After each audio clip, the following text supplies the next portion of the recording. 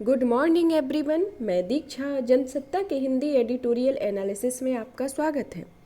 आज के दिन की शुरुआत एक प्रतिष्ठित वक्तव्य से करते हैं कि इंसान की सफलता की पहली सीढ़ी शिक्षा है।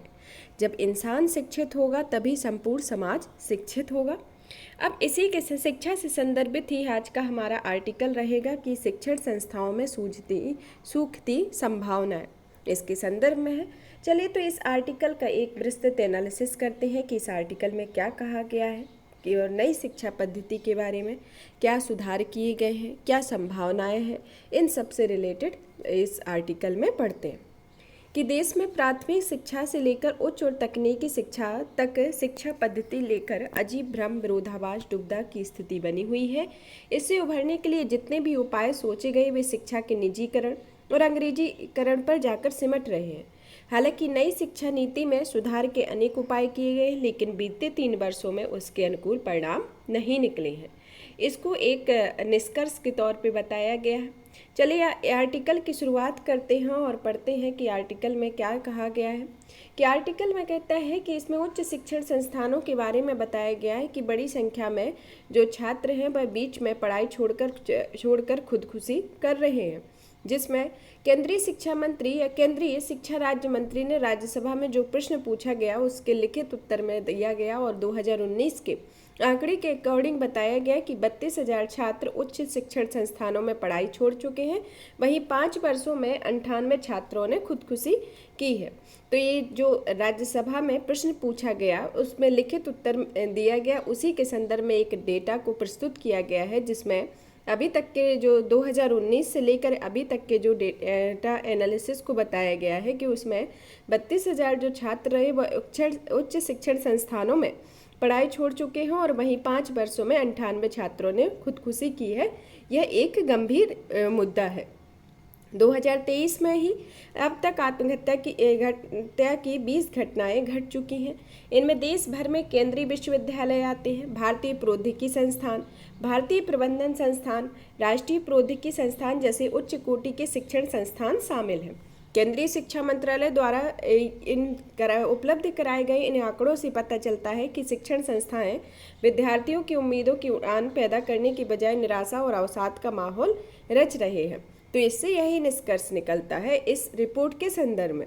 3 साल पहले लागू हुई राष्ट्रीय शिक्षा नीति, नई शिक्षा नीति को लागू किया गया था, उसके कोई खास परिणाम देखने को नहीं मिले हुए हैं जिसमें संस्थानों पर कोई प्रभाव पड़ा हो। इसमें 21वीं सदी को ज्ञान की सदी कहा जाता है। 21वीं सदी को ज्ञान की सदी कहा गया है, जो ज्ञान परंपरा और मातृभाषाओं में शिक्षा देने की बात भी खूब जोर शोर से उठी रहती है कि शिक्षा की पूंजी से गरीब और वंचित के लिए उच्च पद, बड़ा उद्योगपति और विश्व स्तरीय तकनीशियन बनने के रास्ते भी खुले हुए हैं। इसके बावजूद शिक्षण संस्थानों से पलायन और आत्महत्या के मामले सामने आ रहे हैं, जो यह एक चिंताजनक पहलू है। ज्ञान की महिमा के इस भ्रम को तोड़ा है कि शिक्षा पर जाति, नस्ल, रक्त विशेष समुदायों का ही अधिकार है। राजतंत्र में यह धारणा सदियों तक फलीभूत होती रही है कि भारत समेत दुनिया का कुलीन वर्ग नियति की देन है, जबकि वाकई यह पक्षपाती व्यवस्था को उपजा रहा है। और यह भारतीय मनीषियों ने ज्ञान की इस शक्ति को हजारों साल पहले जान लिया था कि ज्ञानार्जन शक्ति की ही देन है। और आज दुनिया शिक्षा और अनुसंधान से आविष्कृत ऐसी तकनीकी संसार रच रही है जिसमें सुविधाएं मुट्ठी में है और लक्ष्य अंतरिक्ष में मनुष्य को बचाने की संभावनाएं तलाश रहा है। इन संभावनाओं के इस द्वार को शिक्षा परिसरों में छात्र निराशा के भंवर में मौत का लक्ष्य तय कर रहे हैं और यह समुची शिक्षा पर एक बड़ा प्रश्न चिन्ह खड़ा करती है। तो इसमें जो 21वीं सदी को ज्ञान की सदी कहा गया है उसके संदर्भ में बताया कि ज्ञान और परंपराओं में परंपरा और मातृभाषाओं में शिक्षा देने की बात तो जोर शोर से है, लेकिन इसमें कुछ रास्ते खुले हुए हैं, कुछ में भ्रम की स्थिति है, कहीं आत्महत्याएं हो रही हैं, कहीं पलायन की स्थिति हो रही है। इसके संदर्भ में इसके कुछ उदाहरणों को देखते हैं कि जैसे 2000 जब कुछ साल पहले केंद्रीय विश्वविद्यालय हैदराबाद के छात्र रोहित वेमुला और फिर तमिलनाडु की प्राकृतिक शिक्षा एवं योग महाविद्यालय की 3 छात्राओं द्वारा एक साथ आत्महत्या किए जाने के मामले सामने आए थे। पहला उदाहरण तो ये रहा कि जब एक साथ 3 छात्राओं की आत्महत्या के मामले सामने आए।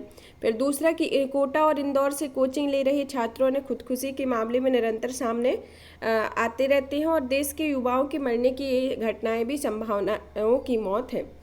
ये मौतों के अध्यापन से उपजी परेशानियों के चलते सामने आ रही है कि इसके बावजूद इसमें राजनीतिक दल मौत की इन घटनाओं को राजनीतिक चश्मे में देखते हों और समस्या के समाधान की दिशा में ठोस पहल होती नहीं दिख रही है। तो इसके संदर्भ में कुछ उदाहरण दिए गए हैं। इसके साथ ही देश में प्राथमिक शिक्षा से लेकर उच्च और तकनीकी शिक्षा पर शिक्षण पद्धति को लेकर अजीब भ्रम, विरोधाभास और दुविधा की स्थिति भी बनी हुई है। इससे उबरने के लिए जितने भी उपाय सोचे गए वे शिक्षा के निजीकरण और अंग्रेजीकरण में जाकर सिमट गए हैं। और नई शिक्षा नीति ने सुधार के अनेक उपाय तो किए, लेकिन बीते 3 वर्षों में कोई ऐसा परिणाम देखने को नहीं मिला कि किस तरीके के सुधार किए गए हैं। इधर मध्य प्रदेश सरकार में चिकित्सा और इंजीनियरिंग की पढ़ाई में हिंदी माध्यम शुरू करके उल्लेखनीय पहल की गई है। इस नीति के नए आयामों में व्यवसाय को तकनीकी शिक्षा के साथ कौशल विकास भी जोड़ दिया गया है। अपनी अपनी मातृभाषाओं में शिक्षा को पुरजोर पैरवी भी की गई है, मगर शिक्षा प्रणाली में आदर्श और समावेशी शिक्षा को बुनियादी तत्वों में शामिल करने की बजाय शिक्षा के निजीकरण और अंग्रेजीकरण की बाध्यकारी शर्तें थोपी जाती रही हैं। मतलब जो नई शिक्षा नीति है उसके आने से कुछ बदलाव किए गए, जिसका एग्जाम्पल मध्य प्रदेश के विश्वविद्यालय से लिया गया है कि वहाँ कुछ पढ़ाई का स्तर हिंदी मीडियम में लागू किया गया है और उससे शिक्षा, व्यावसायिक और तकनीकी शिक्षा के साथ कौशल शिक्षा को भी जोड़ा गया है। मातृभाषा में शिक्षा प्रणाली को सुधारने का प्रयास किया गया है, लेकिन फिर भी बाद में कहीं न कहीं ये शिक्षा के निजीकरण और अंग्रेजीकरण की बाध्यकारी शर्तों को थोपी जाती हैं। इसका प्रभाव दिखाई देता है। शिक्षा सफलता के ऐसे मंत्र में बदल गई है कि जिसका एकमात्र उद्देश्य पैसा कमाना रह गया है। इस दुष्चक्र में फंसी शिक्षा की यही वानगियाँ इन आत्महत्याओं में दिख रही हैं। तो कहीं ना कहीं ये सब चीज़ें होने के बाद भी एक इसका ऑब्जेक्ट यही रह जाता है कि यह जो शिक्षा प्रणाली चल रही है वह एक पैसा कमाने का उद्देश्य है या निजीकरण के संदर्भ में इसको देखती है, जो आत्महत्याओं की और संभावना इसके अंतर्गत दिखती हैं। कोटा के कोचिंग संस्थानों ने निरंतर छात्रों द्वारा की जा रही खुदकुशी की पड़ताल करने से पता किया है कि छात्रों का अभिभावक अपनी इच्छा के अनुसार बड़ा बनाने की होड़ में लगे हैं। और केरल में रहने वाले एक छात्र ने आत्महत्या पूर्व एक पत्र लिखा था कि माफ़ करना मम्मी पापा, आपने मुझे जीवन दिया लेकिन इसमें इसकी कद्र नहीं कर सका। इसी तरह एक किशोर का कथन रहा है कि जो आईआईटी की तैयारी में जुटा था। ये शिक्षण प्रतिभाओं को दिखाने का दावा अपने विज्ञापनों में खूब करते हैं, मगर युवाओं के महान और बड़ा बनाने का सपना दिखाने के इस उद्योग का दावा कितना खोखला है, इसका पता यहाँ बढ़ती आत्महत्या की प्रवृत्ति से चलता है। और शिक्षा के इस उद्योग का गोरख धंधा देशव्यापी है। यहाँ करीब 1 लाख बच्चे हर साल कोचिंग लेने के अलावा 10वीं 11वीं 12वीं में नियमित छात्र के रूप में पढ़ने आते हैं। और यहाँ विरोधाभास यह भी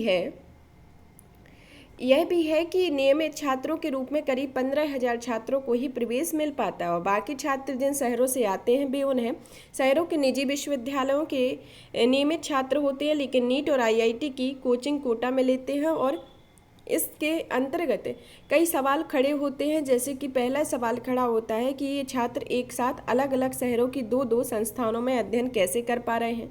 फिर क्वेश्चन उठता है कि शहरों में 75% हाजिरी की अनिवार्य शर्त कैसे पूरी हो रही है। और इससे साफ होता है कि जो परिजन शुल्क चुकाने की दोहरी मार झेल रहे हैं, जिससे कोचिंग संस्थानों को अपनी जगह फीस दे रहे हैं और जिन स्कूलों में छात्र का नाम नियमित विद्यार्थी के रूप में दर्ज है वहाँ हाजिरी की खानापूर्ति के लिए अलग से धनराशि चुका रहे हैं। मतलब कहीं कोचिंग कर रहे हैं और कहीं स्कूलिंग हो रहा है, जिसमें अगर ये 2 तरीके की व्यवस्था चल रही है, जिसमें कहीं ना कहीं धनराशि का दुरुपयोग हो रहा है या धनराशि चुकाने के लिए और एक होड़ बनती जा रही है। इस गोरख धंधे में देश के बड़े पब्लिक स्कूल शामिल हैं। शिक्षा के निजीकरण में यह खेल कई स्तरों पर मुनाफे की बांट का मजबूत आधार बना हुआ है। इस आर्टिकल में यह कहा गया है। इसमें मौत की इन घटनाओं में शिक्षण संस्थानों के पलायन की जानकारी राज्यसभा के सामने के आने के बाद होना यह चाहिए था कि शिक्षा में जातिगत और पूंजीगत विसंगतियों को दूर करने के उपाय किए जाते। मतलब ये घटनाओं का जो एक ब्यौरा 2019 से अभी तक की रिपोर्ट में बताया गया है कि 2019 से अभी तक 32,000 छात्र उच्च शिक्षण संस्थानों में पढ़ाई छोड़ चुके हैं। वहीं 5 वर्षों में 98 छात्रों ने खुदकुशी की। इस रिपोर्ट को प्रस्तुत करने के बाद कुछ ऐसे उपाय होने थे इसी आर्टिकल के संदर्भ में जिससे कि ये शिक्षा संस्थाओं में जो पलायन की प्रवृत्ति है वो और मौत की इन घटनाओं में थोड़ा सुधार हो, लेकिन सुधार हो, मगर प्रश्न के उत्तर के साथ ही राजनीतिक कर्तव्य की तीसरी मान ली गई। और यहाँ यह भी सोचने की बात है कि जो छात्र पढ़ाई छोड़ चुके हैं और आत्महत्या कर रहे हैं उनमें बड़ा प्रतिशत अनुसूचित जाति और जनजाति का है, जिसमें एक रेशियो के तौर पर देखा गया है कि इसमें अनुसूचित जाति और जनजाति के छात्रों का प्रतिशत सर्वाधिक देखा गया, जिसमें शिक्षा में आरक्षण और छात्रवृत्ति के उपायों के चलते संस्थानों में प्रवेश तो पा जाते हैं, लेकिन अंग्रेजी की कमजोरी के चलते शिक्षकों की प्रताड़ना और सहपाठियों के बीच उपहास का पात्र बन जाते हैं। अंग्रेजी की अनिवार्यता के चलते उनकी स्वाभाविक योग्यता बौनी साबित होती है। ऐसे में जन्मजात संस्कारों में शामिल जाति, धर्म और लैंगिक भेदों से जुड़े पूर्वाग्रह परेशानी, अवसाद और उत्पीड़न का सबब बन जाते हैं। और यह स्थिति तब और कठिन हो जाती है जब किसी को पता नहीं होता है कि संस्थानों में कौन पढ़ा रहा है और क्या पढ़ाया जा रहा है, जिसमें शिक्षकों की जो पर्देदारी स्वस्थ विचार देने की बजाय अपवाद स्वरूप कुत्सित विचार भी परोसने लगते हैं या संस्थानों में अराजक हिंसा का भी कारण बनते हैं। इसी तरह एक अमेरिकी और यूरोपीय देशों के पाठ्यक्रम में जैसे साहित्य, विषमता, गरीबी, जाति, धर्म, लैंगिक असमानता और मानवाधिकार शामिल है, मगर हमारे यहाँ जो मेडिकल, इंजीनियरिंग, कंप्यूटर और तकनीकी शिक्षा में ये मानविकी विषय लगभग नदारत है। अब तो हमें केवल व्यावसायिक शिक्षा को ही जीवन की सफलता की कुंजी मान लिया है। तो इसके संदर्भ में यह शिक्षा के संदर्भ में यह आर्टिकल दिए गए हैं जो राज्यसभा में रिपोर्ट प्रस्तुत की गई है, उसके संदर्भ में है कि किस तरीके की प्रशासनिक व्यवस्था चल रही है और किस तरीके की इस शिक्षा संस्थाओं में व्यापार के तरीके से हो रहा है। तो इन सब के बारे में इस आर्टिकल में बताया गया है। आज का हमारा दूसरा आर्टिकल आता है, इसमें आता है मणिपुर मामले के संदर्भ में जो सुप्रीम कोर्ट ने कुछ कड़े सवाल किए थे उसके संदर्भ में है, जिसमें सुप्रीम कोर्ट ने कहा था कि केंद्र राज्य को अपनी स्थिति की रिपोर्ट मांगी हुई थी, जिसमें उसने कुछ कड़े सवाल किए थे जिनका जवाब देना राज्य प्रशासन के लिए आसान नहीं था। जिसमें सर्वोच्च न्यायालय ने कहा था कि जो खो गया वह खो गया, मगर अभी की सवाल लोगों के विश्वास बहाली का है। इसके लिए सरकार क्या कर रही है उसका ब्यौरा दें। इस संदर्भ में यह रिपोर्ट मांगी गई थी। यह मामला केवल 2 महिलाओं का नहीं है, लेकिन ऐसे अनेक महिलाओं का है जहां उत्पीड़न हुआ है, उनका क्या विवरण है इसके संदर्भ में सुप्रीम कोर्ट के द्वारा कहा गया है। उन 2 महिलाओं के खिलाफ जो अभी तक प्राथमिकी दर्ज नहीं हुई है, इसमें प्राथमिकी दर्ज होने में 14 दिन लग गए हैं, जिन्हें निर्वस्त्र करके घुमाने का वीडियो प्रसारित किया गया है, उसके संदर्भ में कहा गया है। सरकार की तरफ से पेश वकील ने कहा है कि 6000 प्राथमिकियां दर्ज की गई हैं, जिसमें अदालत ने पूछा है कि उनमें से कितनी प्राथमिकियां महिलाओं के साथ अत्याचारों से जुड़ी हैं, जिसमें क्लेरिफाई करना है कि इसमें क्या महिलाओं के अत्याचारों से जुड़ी हुई हैं, और इसमें कोई स्पष्ट उत्तर सरकार के पास नहीं था। लेकिन हालांकि दोनों महिलाओं से जुड़े मामलों की जांच सीबीआई ने अपने हाथों में ले ली है, मगर सर्वोच्च न्यायालय मणिपुर में ऐसी घटनाओं की जांच के पक्ष में है और वह इसके लिए उच्चाधिकार प्राप्त समिति गठित करने पर विचार कर रही है। और केंद्र सरकार ने कहा है कि अगर सर्वोच्च न्यायालय अपनी निगरानी में जांच कराना चाहता है तो उससे कोई आपत्ति नहीं है। मतलब केंद्र सरकार ने क्लियर कर दिया है कि अगर सर्वोच्च न्यायालय अपनी निगरानी में जांच कराना चाहता है तो केंद्र सरकार को इससे कोई इफेक्ट नहीं पड़ेगा। मणिपुर मामला दरअसल राज्य सरकार की लापरवाही और केंद्र सरकार की शिथिलता का नतीजा है, जिसमें सरकारों ने इस मामले पर काबू पाने की कोशिश की होती तो कोई कारण नहीं बनता। इसके लंबे समय तक चलता रहता और वहां करीब 200 लोगों की जान चली जाती, हजारों लोग बेघर जिंदगी गुजारने पर मजबूर होना पड़ता। सर्वोच्च न्यायालय ने कहा है कि वहां एक समुदाय के खिलाफ हिंसा हुई। संदेह यह जाना चाहिए कि वहां एक भी समुदाय से खिलाफ हिंसा से कड़ाई से निपटा जाएगा। लोगों में संविधान के प्रति भरोसा पैदा करना बहुत जरूरी है और इसमें मणिपुर में पिछले करीब 3 महीने से हिंसा और आगजनी की घटनाएं हो रही हैं और इस पर पूरी दुनिया ने एक कठोर निंदा का सिलसिला तब शुरू हुआ जब 2 महिलाओं को निर्वस्त्र करके घुमाने का वीडियो प्रसारित किया गया। इस तरह से मणिपुर में चल रही सामुदायिक हिंसा को कई लोगों ने उस वीडियो तक को सीमित कर दिया है, जबकि पूरी हिंसा को लेकर ढेर सारे सवाल खड़े किए हैं।